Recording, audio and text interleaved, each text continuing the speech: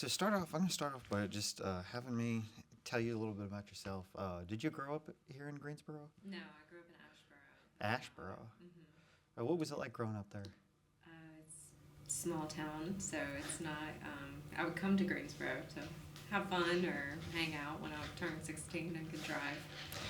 But this is where we would come to do shopping and all the things with my family and things like that. So Greensboro was kind of like a second location that we would visit a lot. So it's not like Greensboro was unfamiliar. But Right. I didn't expect to land in Greensboro. I went to state and thought I would stay in Raleigh and thought I'd stay there, and then got a job, moved back here. So What was Greensboro like when you first? What were your early impressions of Greensboro when you were here? I don't know. I think my parents were always nervous about me coming here, when I was younger. So they were just always, I mean, as any parent would be, as a 16-year-old driving. Right. Were you the first? Are you an only child? Do you have siblings? I'm the only daughter, but I'm Okay. the youngest daughter. So Okay. I'm the baby. Okay. Of the family. So Yeah, me too. I was the youngest. yeah. Um, So, okay.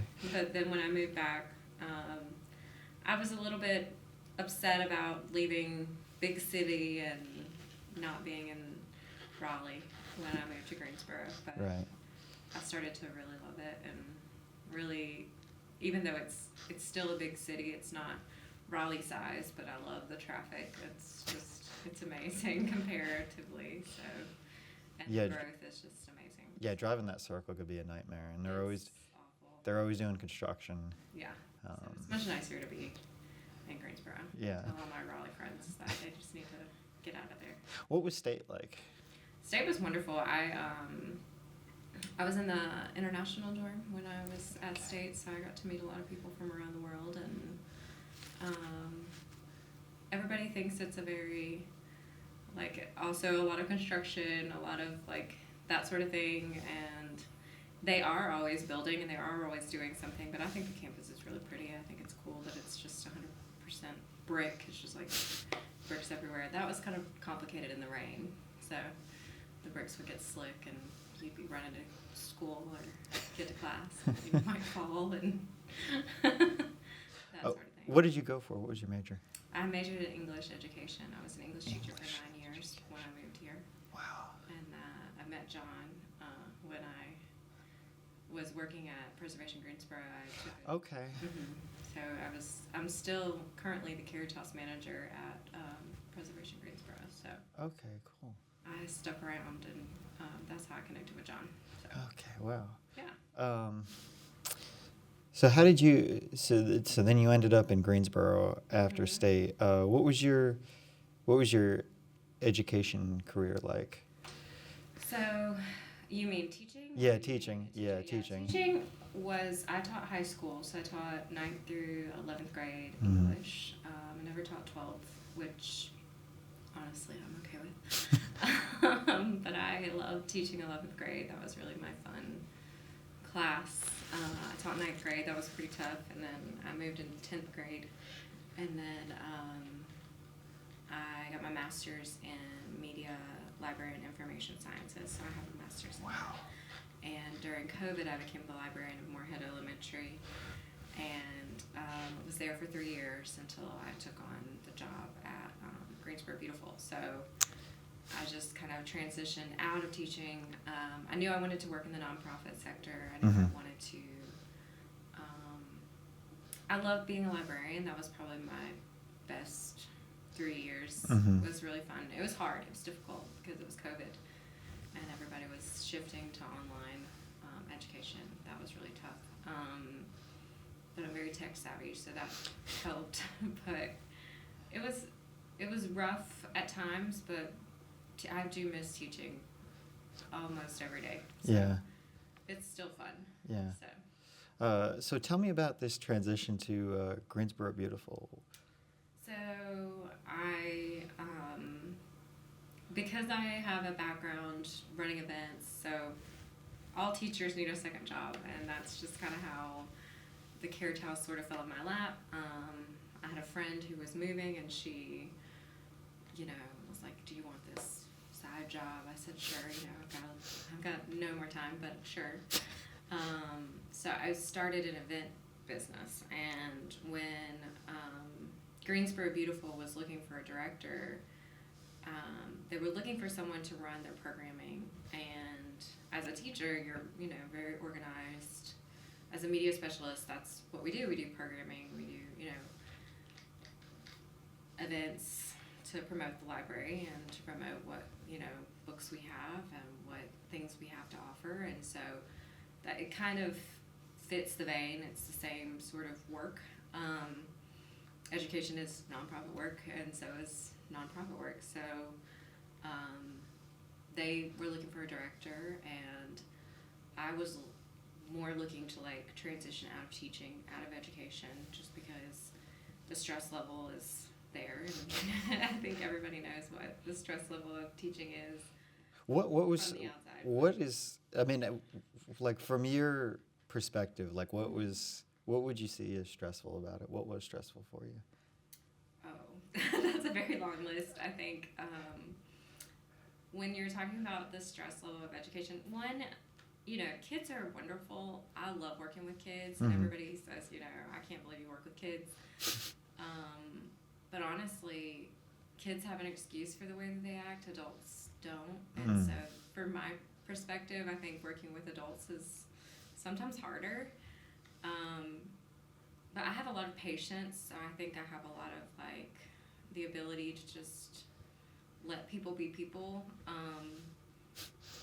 Kids are funny, and they're exploring the world, and they're learning, and they do, dumb stuff, yes, but so do adults. And so it's you kind of, people say, oh, well, you work with kids, or you have worked with kids, and it's like, well, you work with adults who do really dumb stuff. So I think that's the difference. Sometimes that line is very fine. Yeah, and I think that the education world, the stressful thing about education is, the politics. It's the adults. It's the people making the rules and the laws and the... So you're talking about the administrators? Not just Or administrators. the parents? The government. I mean, at the time during COVID, we're looking at Florida ripping books off of shelves and making, laws about what books children can have access to and things like that. So there's a lot of politics involved in education, and I think that that's important. It's important to look at what books children have access to, obviously, but I think taking books out of children's hands is not the way to do it. And so that being said, that's one reason it was getting really stressful in that regard. Technology is a stressful learning curve, but COVID was really just children have to go to school to learn. It's not easy to teach a kindergartner how to read and write or know their ABCs from a computer screen. They need that human interaction, and so they were back pretty quickly. So it was just how do you keep a kindergartner in their desk, and they can't move and they can't be little humans learning how to explore the world. So COVID was an extremely stressful environment for education in general. I think the rest of the world felt it, but I think education felt it even more. And then you couple that with the politics of education, and that just, most teachers I think get really burnt out on the testing and that sort of thing, and so it's hard. It's a lot. I feel like we've added a lot more tests from when I went to school. Yeah. They've added a lot more yearly state run type of tests that I don't know what in my opinion, I don't know what I guess you do need a standard. You do need a standard of education, but I don't know. Sometimes I think it's over testing. Right. That's just my opinion. I had students who would just, they click buttons. Even my nieces who are 10, they've learned the system. They're not really looking at the test to gauge the student, but more the teacher and how they're teaching. And it's well, the student doesn't really get necessarily graded, and so there's no incentive to do the test. So they figured that out. They're smart. And so if a kid is just going to click buttons and they click A, and they're going to make a 23, and that's how it is, and then they're going to take a nap, and that's fine, honestly, because that's not really what they know. What they know isn't going to show, they're not going to show, a test is not going to show you what a child knows. There are more creative ways to learn about what a kid knows. Right. And so that's why I love the library. It was more project-based learning and creative learning, and so groupthink, and there's just so much to do with the library, and so that's a great place to be. And so I do miss it on a daily basis, but I do love what I'm doing as well. So it's a nice transition into a similar sort of vein. So tell me about this. So we started to kind of dive into the transition into probably the breath of fresh air into your new life here into Greensboro, beautiful. Tell me about that. Tell me about the job and what it entailed and how you had to kind of find your way. Yeah, so Greensboro Beautiful is managed by a group of volunteers, and they didn't have a director, and so they were doing a lot of the work that I'm doing now, and they still do a lot of the work that they help me, and so I have a board of directors just like every other nonprofit, but our board is very active, they're engaged. I'm the only staff person, so I'm the only paid staff member. So it really is managed by volunteers, and so a lot of people, one thing about Greensboro Beautiful that's different than other nonprofits is that people don't realize that it is a nonprofit, that we are completely financially independent of ourselves. We're not a part of the city, but the city does support us, so we have an agreement with the city to support us in marketing efforts and things like that through Parks and Recreation. So for me, it was learning about that sort of dynamic, because that's a different dynamic than other nonprofits. I come from a background working with Preservation Greensboro, and so Preservation Greensboro is entirely on its own. It's its own nonprofit, its own entity. But I do have a background in fundraising and things like that, so that's kind of what my goal is, to bring Greensboro Beautiful into the new generation and to showcase what we do and to showcase how supportive we are as far as what we do for the city of Greensboro. So that was a kind of a tricky transition, just simply because the board of directors didn't have a director, and so they didn't have someone to kind of do all the fine detail stuff that a director would do on the everyday. They're just volunteers, so they don't necessarily know what needs to be done every day, like things like this, or meetings that I have to go to now that they don't realize that I do, but they were doing, and so they were doing the best they could. That's one thing. The other thing is our board of directors was an older board. There was one other person who was my age on the board, and so now we have a much more diverse board this year. But I do love the old board. The old board, they have been on for about 10 years. Because of COVID, it was hard to bring in new energy, new blood, but very passionate, more than 10 years. Some of them have been on and off the board since the inception of Greensboro Beautiful, which is awesome, and super cool that they are so passionate about that sort of work. And I still talk to some of them today, and they still help. But I do think getting a fresh perspective was a little bit of a challenge for them, because when I came on to Greensboro Beautiful, I really didn't know what it was. I didn't know what Greensboro Beautiful did. I didn't know who they were. I honestly didn't know they existed until I was introduced. Well, I wouldn't have known. I mean, before this job and before you're kind of forced to learn these things, you wouldn't have no idea. You're just like, oh, there's a park. Right. And you just kind of assume it's part of the city, just the city fabric, I guess. Right, and that is a part of what we do, and that's the cool thing, is that we don't, there's so much more that Greensboro Beautiful does than just gardens and planting trees. We clean up litter.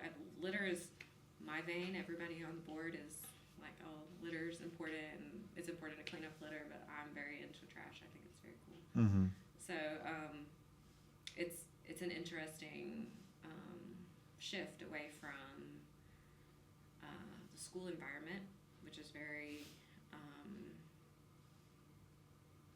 it's controlled, it's run. There's a lot of people involved. There's a lot of people doing their everyday tasks. And then this is very the same in some regards, but different because I'm very much allowed to be creative and allowed to have that sort of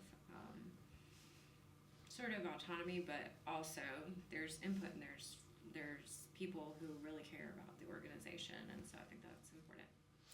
So, Yeah, and you could sort of, I mean, you kind of make your own schedule. You're sort of your own boss. You do have a board you answer to and all that Yes. stuff, but Our board is very involved. Okay, well, that's I good. do answer to them. yeah. And they definitely allow me to be creative. I came on to run their mainly their programming and their events, and I don't really have a background in plant knowledge or nomenclature, and they are so intelligent in that field, and so that's not been necessarily my forte, but I've learned a lot, and that's really cool. And I keep learning, like every day is a new experience and every day is a new thing that I take on. And so it's just, in some regards, like education, there's always something to learn, and that's, every job has that sort of aspect. So. And the litter pickup is sort of underestimated, I think, because, well, like, see, I'm from New Jersey, and New Jersey can be a very dirty place. I'm just gonna say it. It's just it's overpopulated, and but like when I came to that was the one thing I noticed when I came here. It was just, it's such a clean place. Just North Carolina as a whole. Like, you go up to the mountains, you go to the Arboretum. Like, it's much cleaner. Yeah. And the funny thing is, now that I'm in litter and like I see it everywhere. So I didn't notice it before I took this job. Like, you really don't pay attention to just driving down the street. Now I will be sitting like at a stoplight and I'll look out the window and there's like 1,000 cigarette butts on the ground. Right. And so it's like, you don't really think about those things in your daily life and litter isn't created by just people throwing things out their window. It is, but the wind affects litter, the weather affects litter. There's so much to learn about, people try to do the best things for the environment, but then what systems do we have in place to keep that at bay? And I don't know, it's very interesting. So that's become my sort of passion in taking this job, whereas everybody else is very concerned about plants, and I am as well. But my more concerning issue is like how we, especially in North Carolina, we have a lot of streams, we have a lot of lakes, and we're connected to right next to the ocean. So all of that is just flowing straight into the ocean and straight into our streams, lakes, waterways. And like you said, we do have a beautiful city. We have a really pretty city, but we still have a litter problem. Like, that's still an issue. And so that's what I do. Tell me about something because you mentioned it, like something you didn't know before that you are probably more focused on now. Things that you've learned along the way about, like, because you mentioned the weather and things like that. And it's not just, people do have a part to play in it. Right. But like, what did you learn that like the average person probably wouldn't know? Yeah. I guess unless you're looking for it. Speaking of the weather, like, litter can be created by the weather. It's, if you put an item in the trash can on the streets of Greensboro, we have tons of trash cans, but the wind can easily pick that litter up and blow it. Or the rain. I was looking at, I organize litter cleanups throughout the year, and sometimes that's difficult with the weather. Right now is actually the best time to pick up litter because you can see it. You can actually get into the vegetation and see the litter. Oh, because it hasn't grown out yet. Right. So you can't see the trash. It's not covered up. It's covered by leaves. And fall, the leaves are falling, so they're covering the litter. So winter is actually the best time to pick up litter, but it's cold, and so less people are going to be way more likely to go outside and do that. Fair weather volunteers. Right. They're going to be willing to get cold and willing to. So we have We actually have a litter cleanup coming up on MLK Day on January 20th, but then again, we're calling for snow. So who knows? You know, you kind of have to watch the weather. But when the rain happens, especially in North Carolina, we get this really big torrential downpours. If there's litter on the ground, it's just going to wash the litter away. And so one area that might be littered is going to eventually not be littered, but it's going to go somewhere else. So it's going to travel. So that's pretty cool. Not cool. It's very bad, but it's Just interesting. this, well, it's just, I guess you could say cool. It's just this interesting new piece of information that, yeah, these. People don't really think, oh, you know, you might be driving around somewhere and it's very dirty one day, and then we have a torrential downpour, and all of a sudden that's gone, and it looks clean, but it's really not. It's just moved down the street, or it's just moved to a stream, and so, like for example, I was driving on Holden, and there was a very large amount of, like, I guess someone had trash in their back of their car, and it probably flew out, and so it was just trash, but and I had planned to go and clean it up, but there was a torrential downpour before I could get to it, and then all that trash had gone. So thinking about that, you know, when you see trash, try to pick it up. That's kind of the moral of the story, especially if you're walking or if you're just walking around in parks or gardens or wherever. It's always important. I know it seems dirty, but you can always wash your hands and carry hand sanitizer and those types of things. But yeah, because if you don't pick it up, it might travel. Mm-hmm. So. Okay, cool. You mentioned the litter cleanup. You have all kinds of events. Mm-hmm. You have plantings. You have all kinds of things. I know. Are getting ready to plant. So every Arbor Day and in November we do a large tree planting events. So in the past year we've planted over 200 trees in Greensboro. We just planted 195 trees and restored the landscape of Bennett College. So we worked with Bennett College to restore their native tree canopy that was there when their college was founded. So that was a pretty cool story, because Ann Hayes, who works at Bennett College, she and a group of other people found the original landscape plans, and one of our volunteers, Randall Romy, he was able to recreate the landscape plans, and then we helped them restore that. So that was a pretty cool effort. And then it also brings more tree canopy into the East Greensboro area. There's a map called the Justice 40 map that was led by the Biden administration, and that map shows where there's a need for environmental justice and environmental protection, but also environmental restoration. So places where we need tree canopy, places where we need plants for animals, for wildlife, for habitats, those types of things. But also places where you need litter cleanups and places where you need just eyes on the ground. So, yeah, pretty cool. And there's another. You need 10 volunteers. February 7th.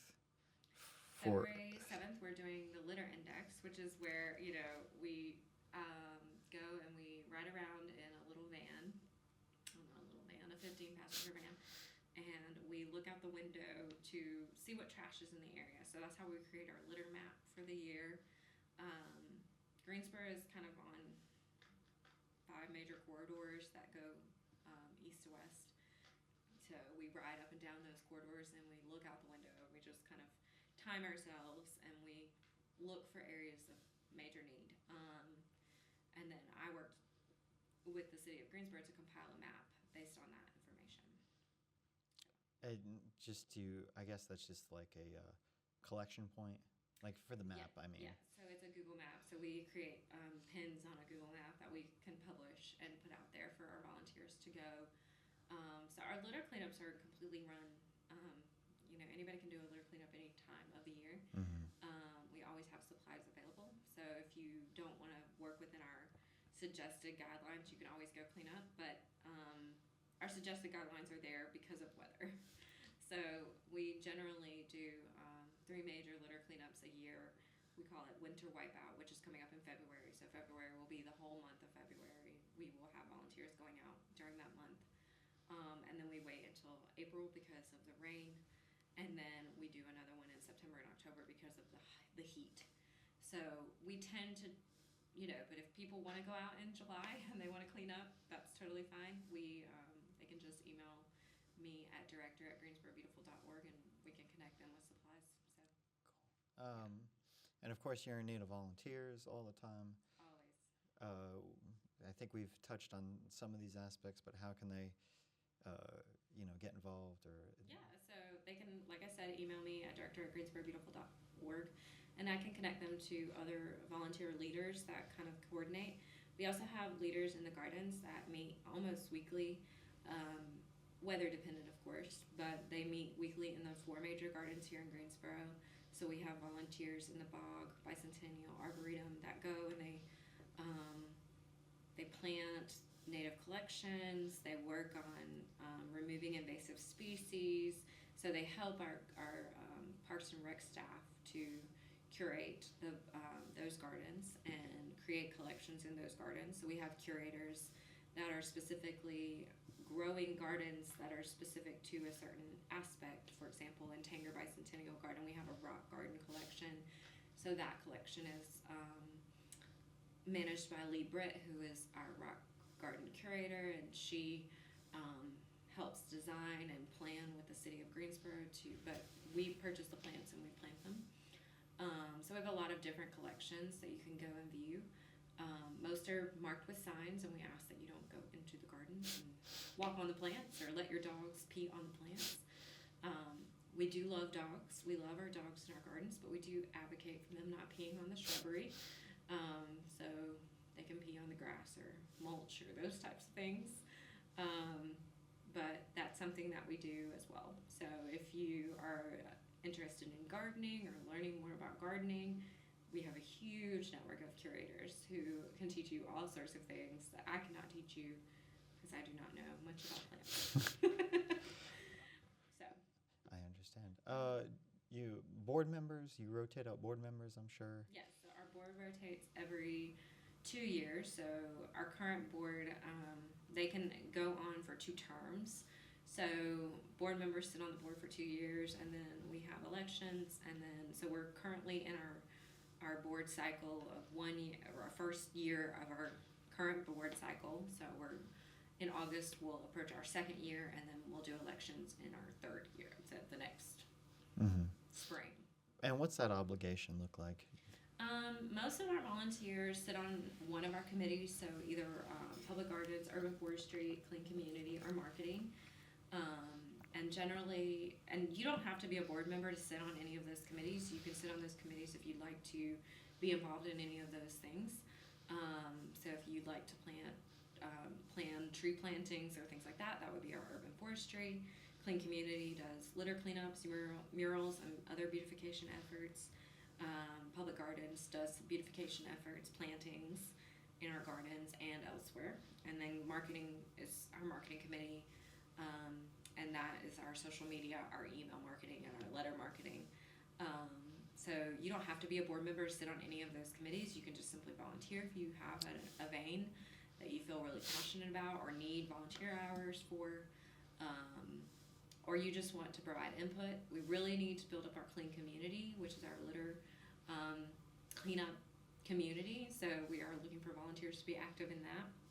That's why I've talked about it so much probably today. So we're always looking for volunteers in any of those aspects. People can really plug in wherever they feel that they fit the best.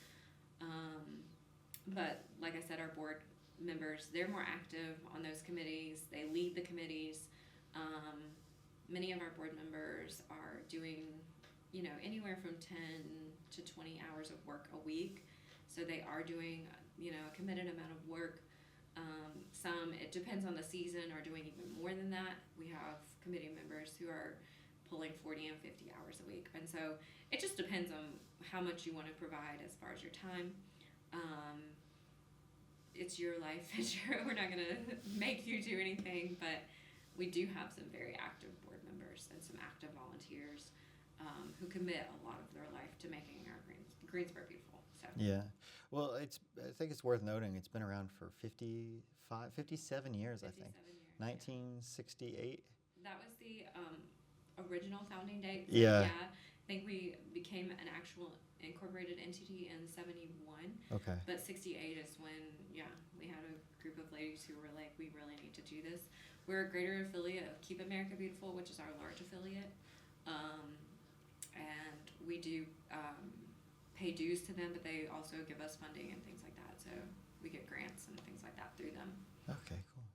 Yeah, and it started out as just like, this small thing, like I think it was just like signage, and then a couple years later they started it was a park, and then it just kind of grew Yeah. based on that. Yeah. And now it's 4 different major parks, Major correct? gardens. Major gardens, I'm sorry. That's okay. I call them park, I don't know. Yeah. They get really upset about that. Oh, really? Those are our gardens. Okay, So well, the I'm parks are sorry. different than the gardens, just simply because gardens are a curated collection. Yeah. But yes, they're enjoyable, and they're connected to some parks. So we have the Arboretum is connected to Lindley Park, and the Bicentennial and Bog are close to Caldwell Park, which is a part of kind of the same area. But yeah, we call them gardens because they're a curated collection of plants and native species. Mm-hmm. Okay, cool. Why is it important to have gardens? Yeah. Why is it why is it important to have that in our city? Well, first of all, it makes our city beautiful, but it's also a learning and educational opportunity for people who care about the environment, but also care about creating spaces that people can enjoy and people can all experience. So we wanted our gardens to be a place where it's free, where anyone can come.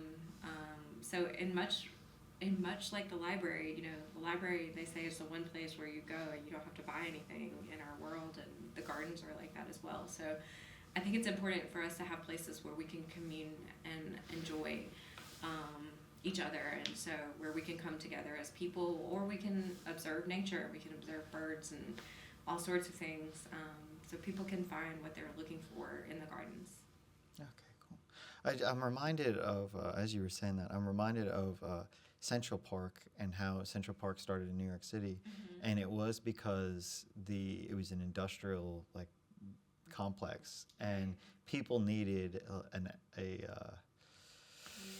yeah, they needed nature. Like there's really, I guess, like a psychological aspect to it, because it was just people were just stuck in factories for like hours a day, and there was no, I don't know, like I guess there's just a need for that. Yeah. That people have as human beings. Right. You need to be connected to it. So. Exactly. So. And that's a big part of our mission, is to preserve the ecology of Greensboro, and we are the third major city, but if you go to other major cities, they are more industrial than our city is, and that's kind of what I was talking about with when I moved from Raleigh to here.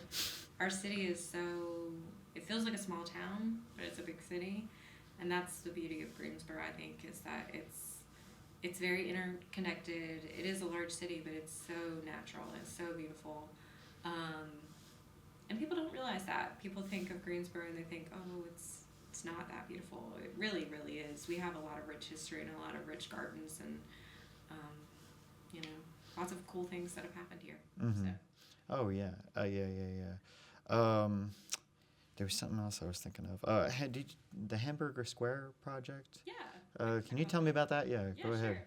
sure. So, Hamburger Square is the area in downtown. So if you're passing Natty Greens and you're driving towards, underneath the bridge of the train to go around the walkway, there's a little patch of grass, I guess. There's a couple of patches of grass. There's 3. We have currently worked on the medium-sized patch of grass, and we planted there. It used to just be a sidewalk, and now it is a landscaped nature path. But we're planning 2 other projects in that area. One will include a train viewing area where people can walk and view that. So we do still need donations to help with that project. We're totally donation based, but we have about half of that project is funded currently, but it'll probably take another $40,000 to complete the project. That's just one of our major projects that we're working and that's directly impacting downtown Greensboro. We have a lot of different other projects that are around town that we work on. But like I said, we're totally funding that project. That's 100% funded by Greensboro Beautiful and our efforts, our fundraising efforts. The city of Greensboro assists us with like discussing this with the council and things like that. But we hire our own contractors, and we're working with the railroads. That's been a kind of a headache a little bit, but railroads do have a lot of sway, and so it is a railroad path. But Hamburger Square is partially planted. Oh yeah, it's money. That's what it is. Big money rides through there. Also, I think. we learned that the railroad, because of the way they, because it's a walkway, it's a walkable path. They they don't want a lot of plants in the area because they want people to have a visual space to see the train coming. So to plant around a railroad is a little challenging because you can't really have plants within 50 yards, I believe is the number, on either side of the railroad tracks, because it has to be clear, visible space for people to walk, for drivers to drive.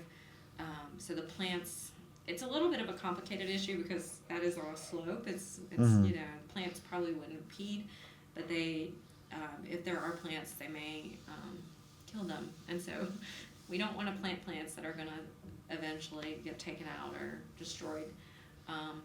So we're working on some other things that we can do in the area to beautify it, not just beautify it, but add some natural life for downtown, for native animals and humans as well. So.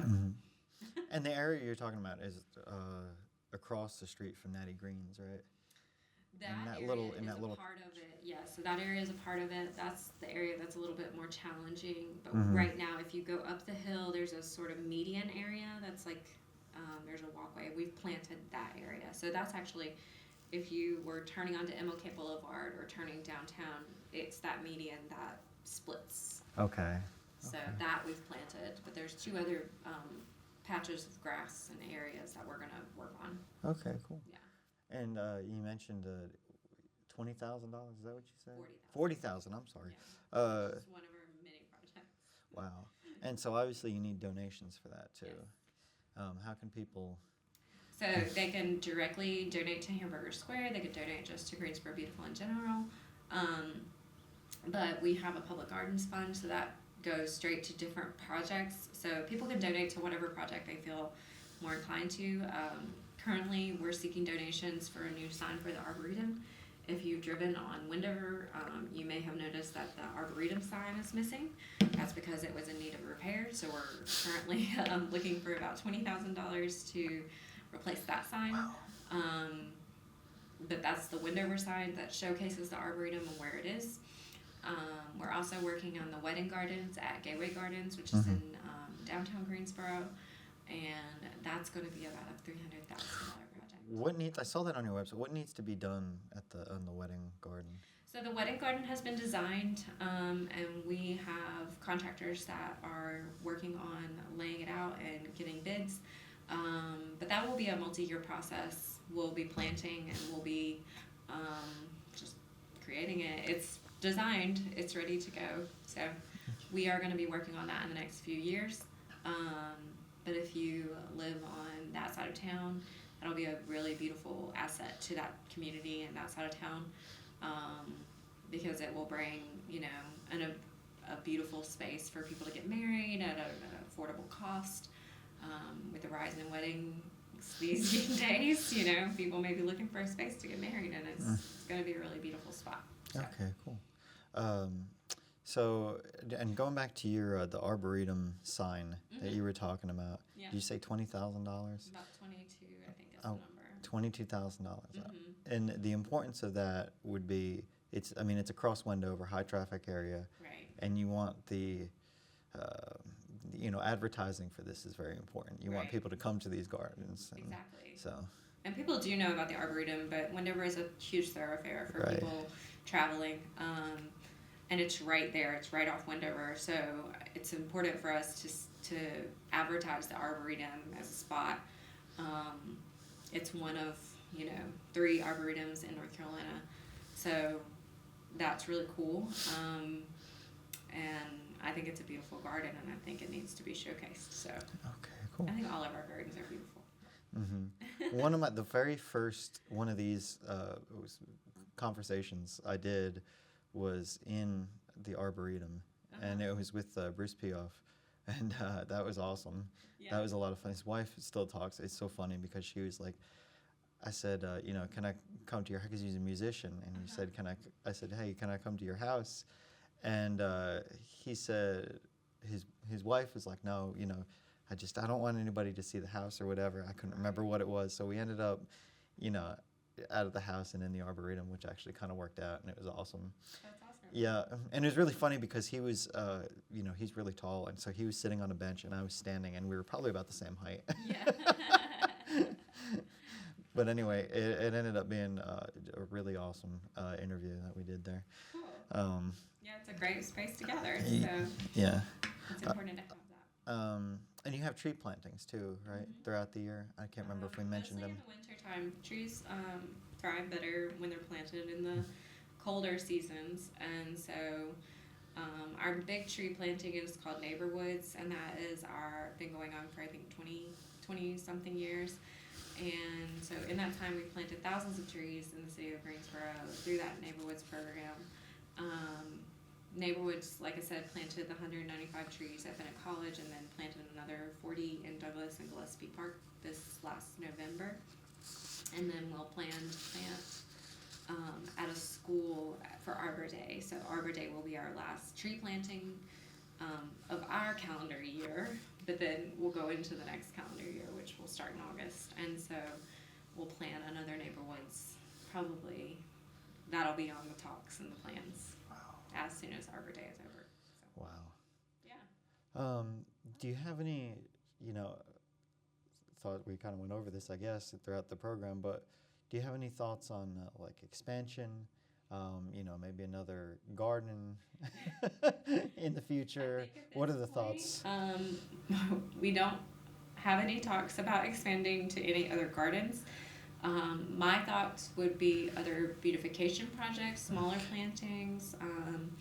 We are, like I said, doing plantings in downtown Greensboro and things like that. So reaching out and doing smaller, more targeted plantings and beautification on city property. We only plant on city property, so that's something to note and to think about. Because we are benefiting everyone. We want our gardens to be free and benefit all. The other thing is that, we're looking at doing some more murals, more art things. So other types of beautification is in our horizon, hopefully. So those are my ideas and my thoughts. I think, we solely focus right now on plants and litter and trees. But there are other types of ways we can beautify our city and make it more beautiful and more inviting. So. Oh, that's really cool. Yeah. Yeah, I was just thinking as we were talking about that was, the gardens and everything. That's a lot of upkeep. Right. Is that purely volunteer, or do you have any, city? So it's city land. So Okay. the city owns the land and manages the gardens on a daily basis. So we have city staff that manage the garden. We have 3 garden supervisors. One is in charge of bicentennial and bog. And they have a staff, and then we have curators that come in and do targeted planting, so they maintain specific collections in the gardens. And so, yeah. Because I just thinking, like, you have to have people that, know what to plant, know what goes together, how much sunlight it's going to have, all that stuff. And then someone's got to maintain it all, too. Right. So we have the city, it's a good partnership with the city. Where we have city staff helping us maintain and helping us plant, and then our curators help us plan and do the actual layouts and designs and things like that. Okay, cool. Yeah. I think we've hit on just about everything. So. Is there anything else that you want to talk about that I have not mentioned on this program? I don't think so. I think, I just want people to know what Greensboro Beautiful is. I think that's the biggest thing to take away is that we are a nonprofit and that we are not the city, everybody thinks, oh, Greensboro beautiful. That must be a part of the city. We're really a nonprofit, so we do need funding, and that's something we need. And we need younger people to get involved and who care about the environment and who care about these projects. Yeah, and that's all very important. Yeah. Well, this has been awesome. Thank you so much for being You're on. We're glad that you're here. We're glad that you're doing this. You're stepping up. The other thing I wanted to think about, actually, I was almost closing right there, but I did want to touch on one more thing. So this is like Lieutenant Claver. Watch Columbo, the show? I haven't seen it. Oh, okay. Well, it's My a great. grandpa used to watch it. Oh, it's such a great show. Anyway, he always used to say there's always one more thing as he was going out the door. Anyway. Right. So I was thinking about your time at the Preservation Greensboro, and what was was it the Carriage House? So I still manage the Carriage House. You still manage the Carriage Yes, I House. still Okay. do. Well, I don't think a lot of people might not know. About the Not. Carriage Yeah. House. What Yeah. is that? So Preservation Greensboro is its own nonprofit. It's its own entity. It's kind of where I became involved in nonprofits. Preservation Greensboro works on preserving the history and historic structures of Greensboro, kind of similar to what Greensboro Beautiful does, but in a different way. But what I do is I manage the Carriage House. The Carriage House is an event space, an event venue, and so people can hold their events there, and all the funding from the Carriage House rentals go straight to Preservation Greensboro. So by holding your wedding or event or a birthday party or a shower or whatever, you're supporting Preservation Greensboro. It's okay. We've been talking about one thing this whole time, and I just shifted. Yeah, it's okay. Yeah. But that's kind of what got me involved in events and event planning and programming, and how I kind of segued into what I do for Greensboro Beautiful. So that's why I got the job with Greensboro, kind of why. Yeah. Well, your organizational aspect of, Right. coming from teaching and doing all that, because that's a headache and a half in and of itself. So what's something somebody wouldn't know about, like, event planning, like for? Well, I think a lot of people equate event planning, like, I always hear, oh, you're an event planner, you must be really stressed. And at times I am, but honestly, I thrive under that sort of pressure, and it makes me kind of feel actually calm. Like, when things are moving and I see it coming together, it really helps. Like, it's really fun and it's really creative, and I'm a very creative person, and so I think that allows me to just be creative. We didn't really talk about the major events that Greensboro Beautiful throws each year, so that might be something we could talk about. That's kind of why I became the director. Okay. Because we have 3 major garden events each year. The first one is in June, and it used to be called Parisian Promenade. For 20 years, it was Parisian Promenade, and this year I rebranded it to World Promenade, so we're inviting more people into the garden and saying, everybody's welcome. And it's just a showcase of everybody's culture and how culturally vibrant Greensboro is. So we have artisans, musicians, performers, all sorts of things invited to the garden to come for free with your family. We have a pooch parade, which is really fun, so you get to show A what? a pooch A parade. pooch parade. for your Okay. dog. It used to be called the Poodle Parade, but now we're open to all dogs. So we're dog inclusive, and you can parade your dog around, and every year we give away a gift basket from All Pets Considered, so thank you to them. And they generally always support us, so hopefully they will this year. And then in the late summer, we have started a new event called Maker's Way at Gateway. That is another completely free event that people can come and make art. They can take art with them. We built a community glass structure last year, but it was our first year. We had about 400, 500 attendees. It is a part of Parks and Rec month, so we partner with Parks and Rec to throw these events. And then the last one is in October of the year, and that's Art in the Arboretum. It's a huge event, huge festival. It celebrates the art and also celebrates the Arboretum and how artistic and beautiful the Arboretum is. So those are the major events that I took over when Mebenham, who was my predecessor, She was retiring from Greensboro Beautiful and wanted to kind of step back from event planning. But Greensboro Beautiful also needed an executive director to run their other programs and do things like this. Mebane wasn't their executive director, but she was running their garden events. So I do both. I do garden events and as well as other programming and meetings and things of that nature. So. Oh, cool. Yeah. Well, that's awesome. Yeah. I guess now we'll close out. Right. Well, I could say you're good at this because most people. I've had a lot of people on, and you really didn't. You're just like, yeah, sure, whatever. Sit down, ask me anything. Teacher, Yeah, you really didn't. It didn't. I could tell it just didn't bother you like one bit to be on. You're just like, yeah, sure, okay, it's much let's easier go. talking to just one person versus talking to a lot of people, but yeah, I'm not shy. Yeah. Okay. Well, that's good. Well, I'm so glad you're on. Greensboro's so lucky to have you. We're glad that you're here, doing all the things that you do. We hope you'll stick around. Yeah, absolutely. I think I will. Okay. Well, thank you. This has been great having you. Thank you. Yeah.